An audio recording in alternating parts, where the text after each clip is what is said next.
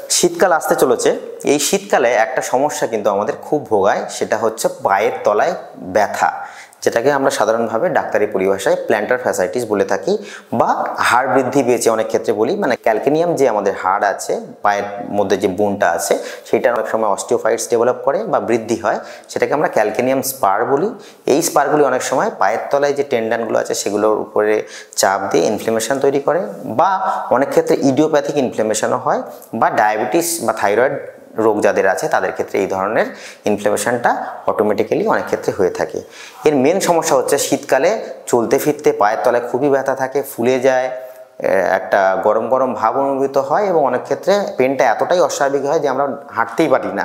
এই ক্ষেত্রে আমরা পেন কিলারের সাহায্য নিই, কিন্তু তাতেও যতক্ষণ হয়তো পেন কিলার আমরা খাই তারপরে আবার ব্যথা ফিরে আসে, বা অনেক সময় পেন কিলার খাওয়ার পরেও ব্যথা কিন্তু নিরাময় হয় না। এই সমস্ত ক্ষেত্রে কিন্তু অ্যাকিপাংচার ইজ এ ওয়ান্ডারফুল থেরাপি। মাত্র কয়েকটা সিটিংয়ের পরে, 3 থেকে 4টে সিটিংয়ের পরে কিন্তু এই ধরনের ব্যথা প্রায় সাবসাইড করে যায়।